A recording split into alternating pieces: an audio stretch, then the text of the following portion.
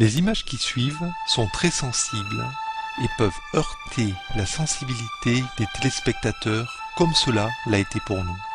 Cependant, la vérité sur la cruauté animale doit être révélée.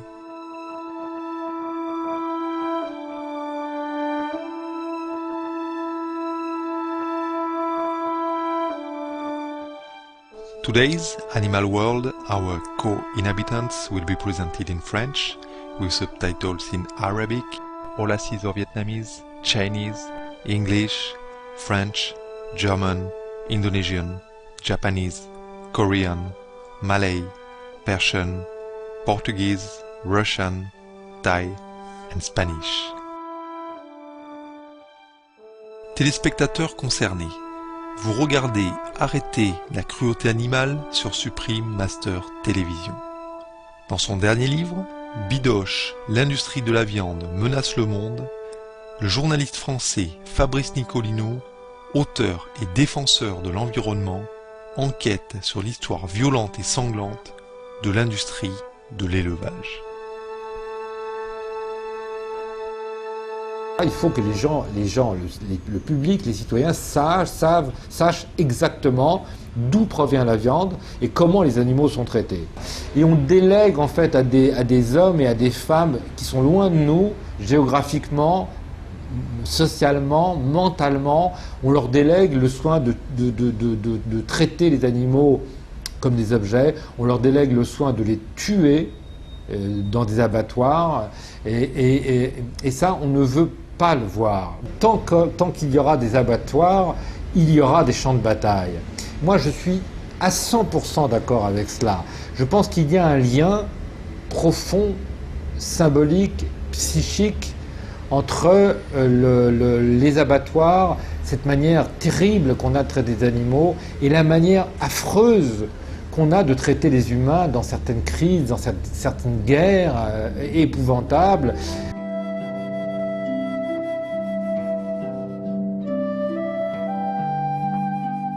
Ce livre, publié fin 2009, a fait grand bruit en France.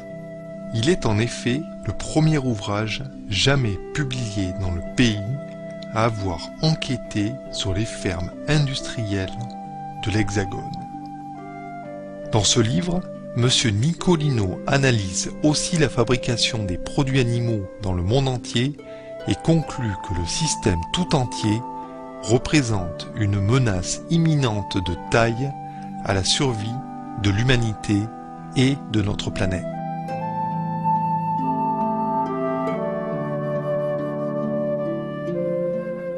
Les gens qui créent ce système, évidemment, ils veulent gagner de l'argent.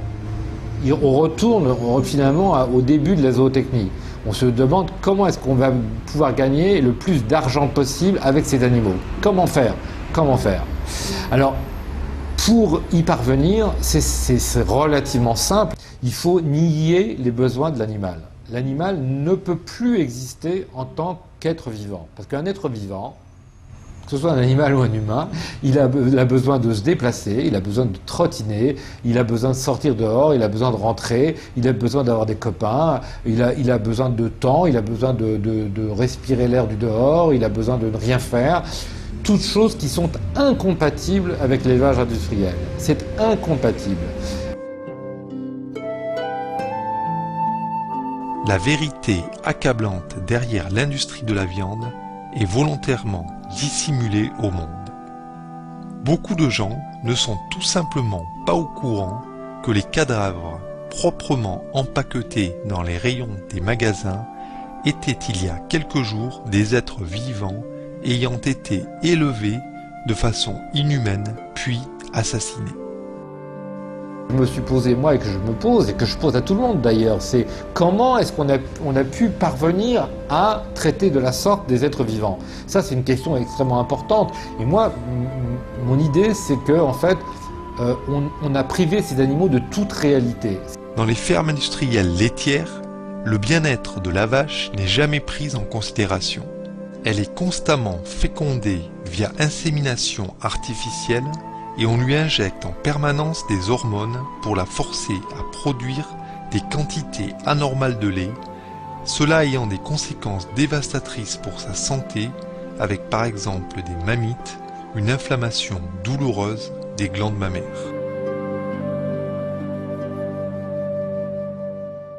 Un veau, par exemple, si vous laissez un veau vivre sa vie de veau, un petit veau, il va rester à téter sa mère pendant 8 mois. 8 mois, vous vous rendez compte? 8 mois, c'est très long.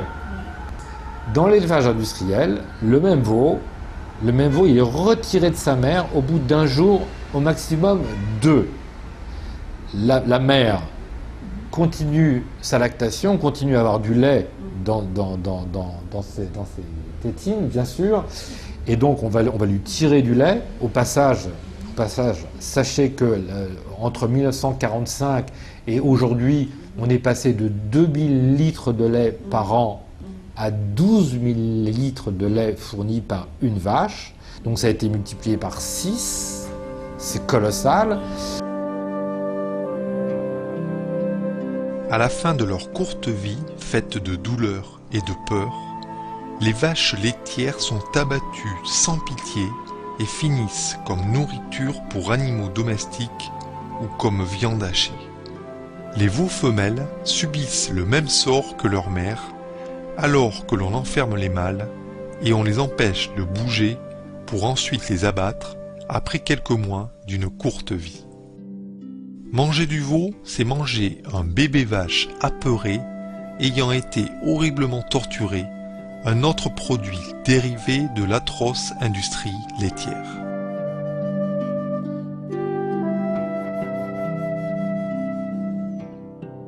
Le veau, lui, on le prend, on l'entrave, on l'attache dans le noir et on lui interdit tout mouvement, pratiquement. Pourquoi ?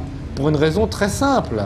C'est que s'il bouge, l'animal, si l'animal a le droit de bouger, eh bien l'animal va forcément bouger ses muscles. Et s'il bouge ses muscles, la viande ne sera plus blanche, mais elle risque d'être rosée.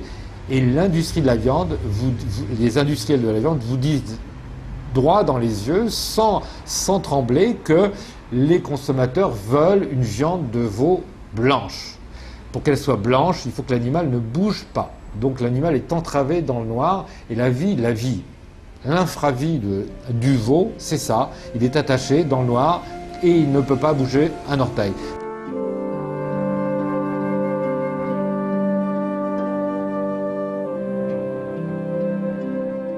D'innombrables animaux sont assassinés tous les jours au nom du profit et de l'avidité. Monsieur Nicolino nous parle à présent des conséquences graves sur l'humanité de cet abattage non-stop.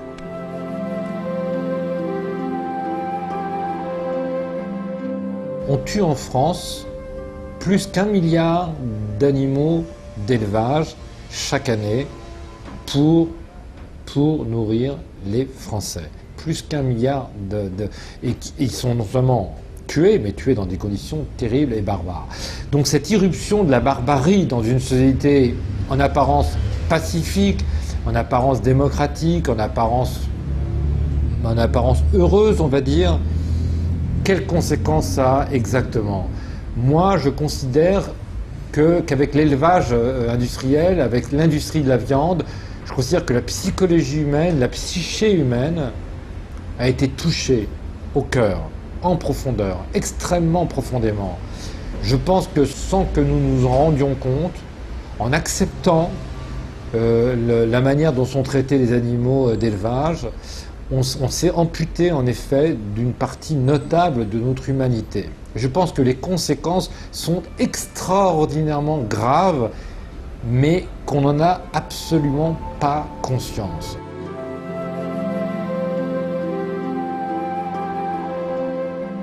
Monsieur Nicolino entrevoit pourtant un espoir avec un changement de l'humanité et la fin de la violence. L'élevage industriel, il a quelques dizaines d'années. Donc en effet, ce qui a été fait dans un sens, ce qui a été tricoté dans un sens, peut être détricoté dans l'autre sens, ça c'est sûr et certain. Maintenant, évidemment, ça ne peut pas se faire en 2 temps, 3 mouvements non plus. Il faudra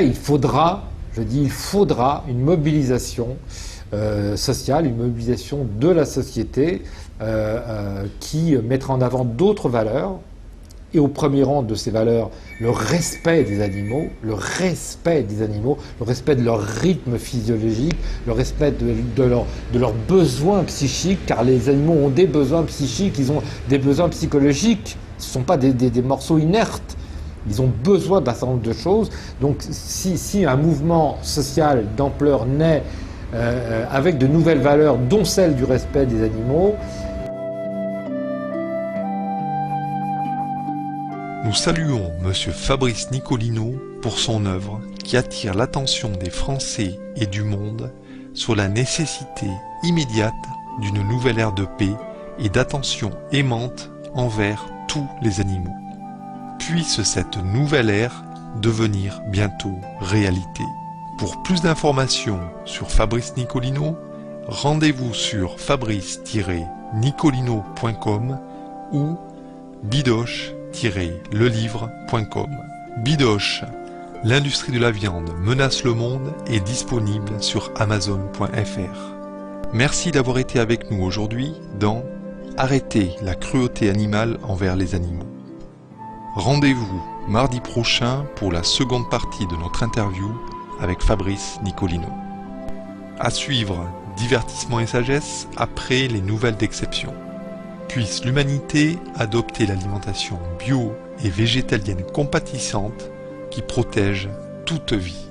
Thank you for being with us today on Stop Animal Cruelty. Please join us next Tuesday for part 2 of our interview with Fabrice Nicolino. Coming up next is enlightening entertainment after noteworthy news. May all humanity adopt the compassionate organic vegan diet to protect all life.